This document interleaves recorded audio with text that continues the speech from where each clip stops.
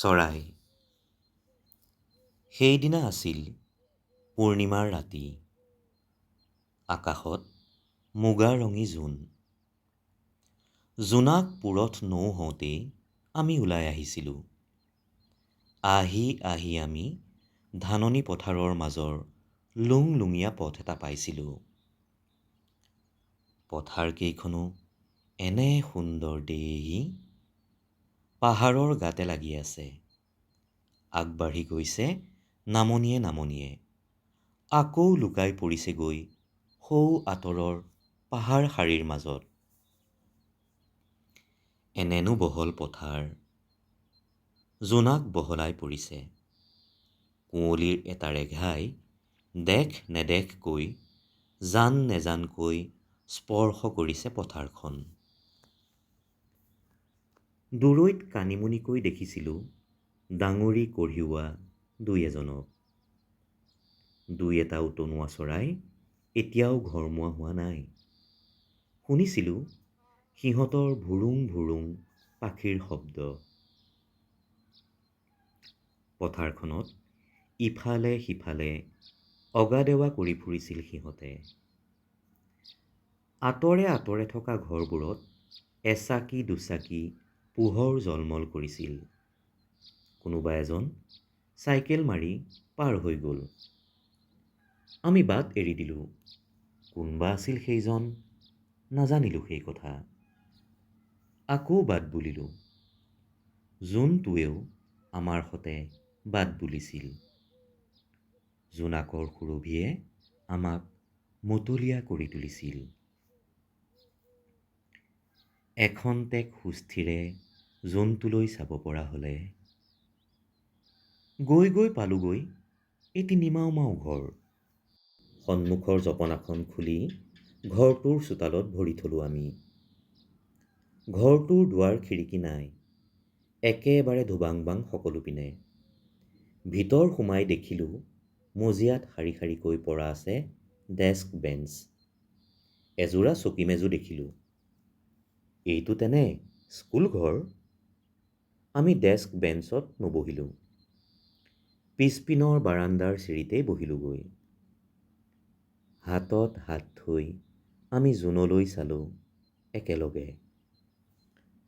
বহল আকাশখনত অকলশৰীয়া জোনটো। বেজাৰতে টুটি নাহিবনে জোন? মৰিবলৈ ওলোৱা জোনৰ দুখত আমি কান্দি থাকিলোঁ, উচুপি থাকিলোঁ। কুঁৱলীয়ে আমাক আঁকোৱালি ধৰিলেহি। সকলো অস্পষ্ট, সকলো মায়াময়, চকুৰে নমনি একোকে। কান্দি থকাৰ মাজতে শুনিলোঁ কাৰোবাৰ হাঁহিৰ শব্দ, কোনোবাই কথা পতাৰ শব্দ। দমকল মৰাৰ ঘেলটেং ঘেলটেং শব্দও ভাহি আহিল। স্কুল ঘৰটোৰ আগচোতালত দমকল এটা আছিল। কেইজনীমান তিৰোতা পানী নিবলৈ আহিছিল। তেওঁলোকে হাঁহি থাকিল, কথা পাতি থাকিল। আমি পিছ চোতাল এৰি আগচোতাল পালোহি। তেওঁলোকৰ কাষেৰেই পাৰ হৈ আহি আলিত ভৰি থলোঁ।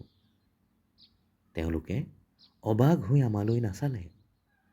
মিচিকিয়াই হাঁহিলে মাথোন। জোনাকত জিলিকি উঠিল মধুৰ হাঁহিবোৰ। কলৈ যাওঁ আমি? কলৈ গ'লে কমিব দুখ? হাতত ধৰাধৰিকৈ এনেদৰেই ঘূৰি থাকিব পাৰিলোহেঁতেন চিৰদিন, চিৰকাল। সন্মুখৰ পথটো কুঁৱলীয়ে কাষ চপাই আনিছিল দৃষ্টি। বতাহে কঢ়িয়াই আনিছিল বেজাৰৰ জাঁৰ। পথটো য'ত ছায়াঘন হৈ পৰিছিল তাত আছিল এখন বাঢ়নি। ওখ বাঁহবোৰ ইপিনৰ পৰা সিপিনলৈ হাউলি পৰিছিল। হাত মেলিলেই ঢুকি পাইছিলোঁ জালিকটা জোনাক। আমাৰ খোজে খোজে নিগৰিছিল জোনাকৰ চকুপানী। কিবা এটাই খৰমৰাই উঠিল হঠাৎ। কিহৰ শব্দ? সৰীসৃপ নে অশৰীৰী আত্মা? মই সাবটি ধৰিলোঁ তোমাক। ভয় নাই, একো ভয় নাই। শহা চহা হ'ব চাগৈ। বাঁহৰ চুপত থাকেই ইহঁতবোৰৰ গাঁত। কোনোবাই কৈ গ'ল সেই কথা। কোন সেই উদাৰ অভয়দাতা? আমি মূৰ তুলি নাচালোঁ। বাঁহনিৰ মাজত কিহে খৰমৰণি তুলিছিল নললোঁ গম। যদিও জানো শেষ হৈ আহিব ৰাতি, তথাপি প্ৰাৰ্থনা কৰিলোঁ শেষ নহওক বুলি। যদিও জানো উভতনি যাত্ৰাত অকলশৰীয়া আমি, তথাপি আশা কৰিলোঁ তেনে নহওক বুলি।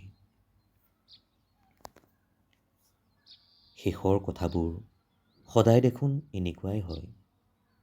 সকলো শেষ হৈ আহিলেও প্ৰাৰ্থনা শেষ নহয়। সকলো শেষ হ'লেও শেষ নহয় আশা।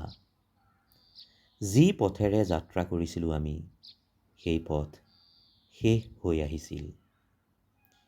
শেষ হোৱাৰ পথৰ শেষত আকৌ আৰম্ভ হৈছে অন্য এটা পথ। স্মৃতিৰ উতনুৱা চৰায়ে অগাডেবা কৰিছে য'ত, শুনিছোঁ পাখিৰ শব্দ।